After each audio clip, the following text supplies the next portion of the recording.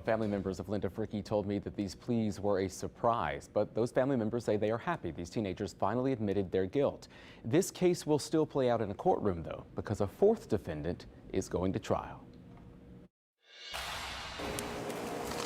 Jenny Lynn Griffin walked out of Criminal District Court in New Orleans Monday morning with a sense of relief. I felt relief because that's what we've been after this whole time, for justice. Justice for Griffin's 73-year-old sister, Linda Frickey, who was violently carjacked and dragged to her death back in March of 2022 in Mid-City.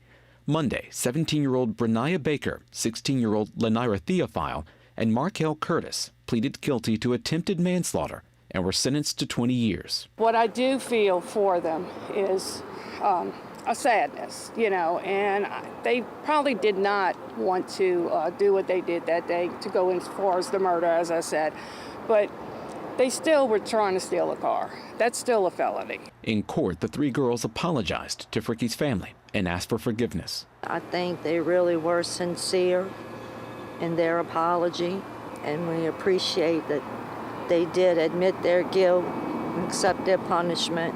Hopefully, as time goes on, everyone can heal. Healing hasn't been easy, and the details of what happened that day will still play out in court as 18-year-old John Honore, the fourth defendant, goes to trial. We definitely want him to get the maximum. He stomped on her. He drove the car.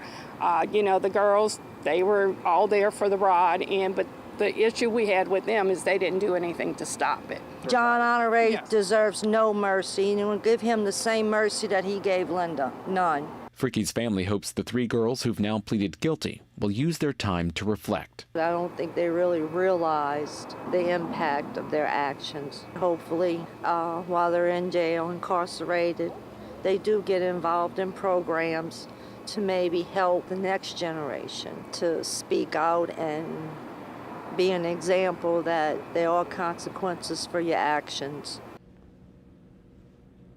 Those three girls were originally charged as adults with second-degree murder and faced life in prison. Now that charge still stands for John Honore as he goes to trial. A jury was seated this afternoon. Trial begins Monday. Katie? All right, thank you so much, Mike.